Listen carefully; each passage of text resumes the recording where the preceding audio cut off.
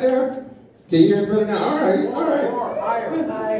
Higher, turn it up more. Yes. All right. Oh, can everybody else hear us okay? Yes. All right, so we're going to take up a collection to give you a hearing aid. You're the only one who can't hear. Okay, like promise, Hamid, Emma, anything? Good. Any questions about ovaries? Oh, okay, cool, man. So, like, there's one thing I didn't understand when she was, like, making something small long. Can you explain that to me? Oh, all right, man. We're gonna keep this show going. I'm excited. Y'all still having fun? Yeah. That's what's up. I want you to keep this energy going because now we're about to bring up Ithaca's most eligible bachelorette. Yeah. So all of you folks, like all of you men, all you single guys, you know what I'm saying? Like tighten up. Ladies and gentlemen, put your hands together for Natasha Keller.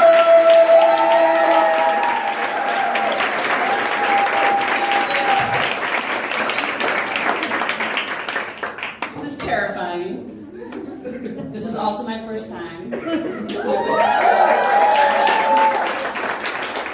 I was in Kenneth's comedy class just a few months ago. That was my pandemic project.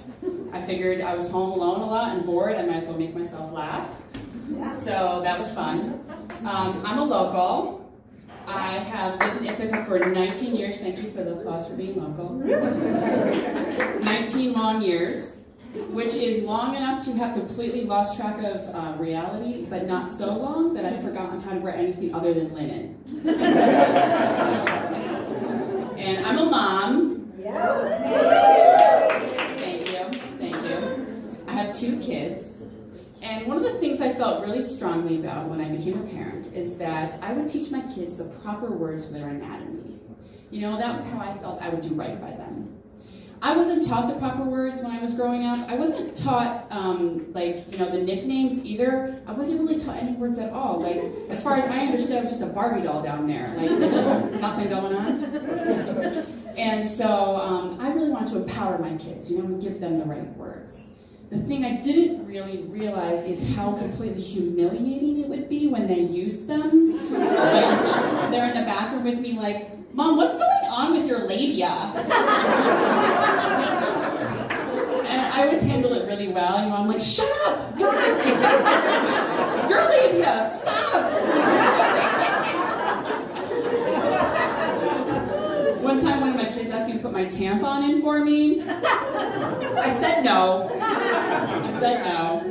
I felt really good about this early lesson in consent, and communication, and, because it's very nuanced, right? Like, yes, you may suck on my nipples. No, you may not put your fingers in my vagina. Like, I know you came from there, but it was a one-way ticket. One-way ticket. You don't get to go back in. The other day I was at the park with my kids, and it was a really beautiful day. There were lots of people there, and they're playing on the playground, and my daughter had to go to the bathroom, so we left my son playing on the playground, and we went off to find the restroom. And we were waiting on a pretty long line because it was really busy that day, but eventually we got in, and she and I got into a stall together, like we always do. And she's just standing there watching me go to the bathroom, like she's done no less than, 5,000 times before. But on this particular day, she turned to me and said, "Boy, Mom, you sure have a furry vulva."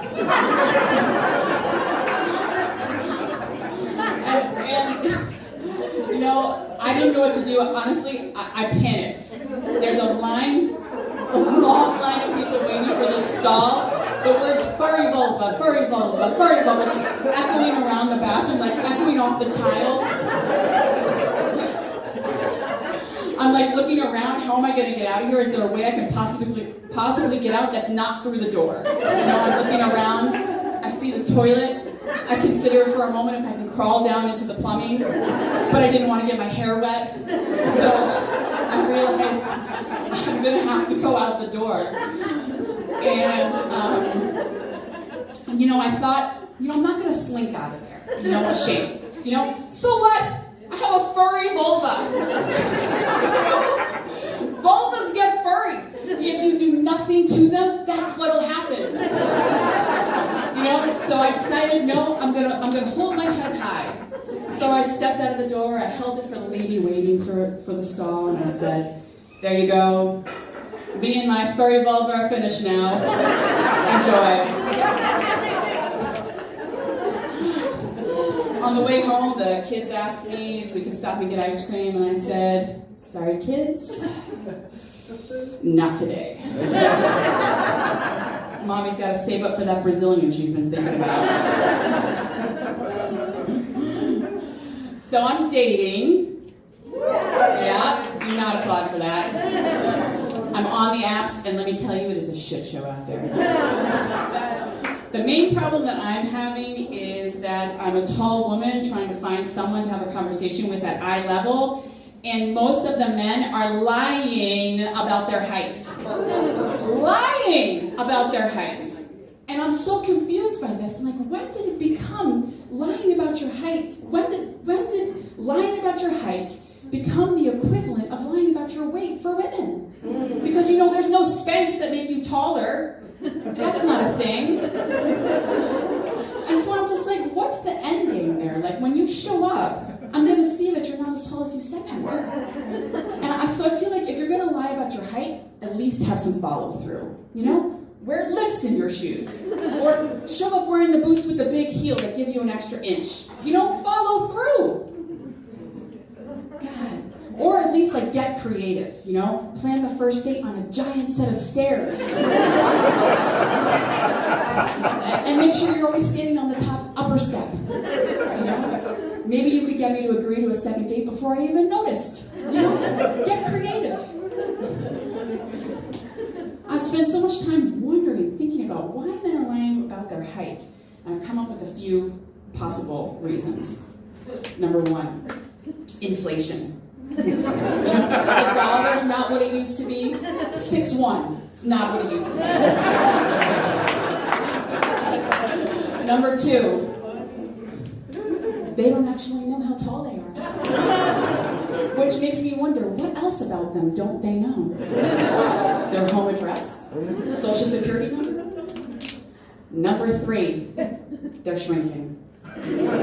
Which, that happens. That's okay, but how much are you shrinking? How fast are you shrinking? Am I going to wake up one morning and you're going to be 1 foot tall? Because I'm not into that. Lastly, number four, they're measuring themselves wrong. While wearing sneakers or lying down.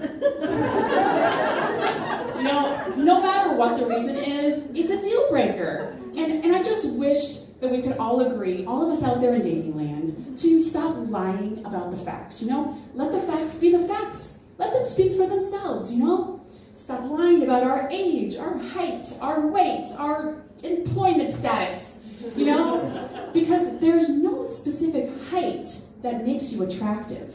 That's not how it works. What makes you attractive is confidence. Confidence is what makes you attractive. And let me tell you, when I see a really confident guy who's maybe on the shorter side, well, I'm still not going out with him. I'm sure someone would. Thank you so much.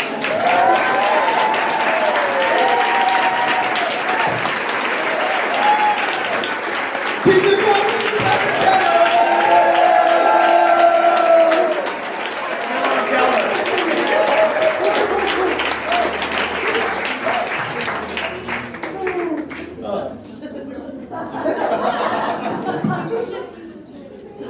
He wishes what? Oh, you wish you were 2 inches taller. It's okay. Wingtips, homie. Wingtips. Yeah. Somebody's laughing. Y'all know wingtips? The shoes, rich guys wear. It's because they got 1.5 inch heel on them. Little kitten heel. So you're good. I thought you were more asked about the furry vulva. But apparently, but again, you're a biologist. Biologist, how bad. We're going to keep this show going, man. Our next comedian is also a student of mine. I'm excited to bring this lady to the stage. She is the best of the Midwest. So put your hands together and make some noise for Ariel.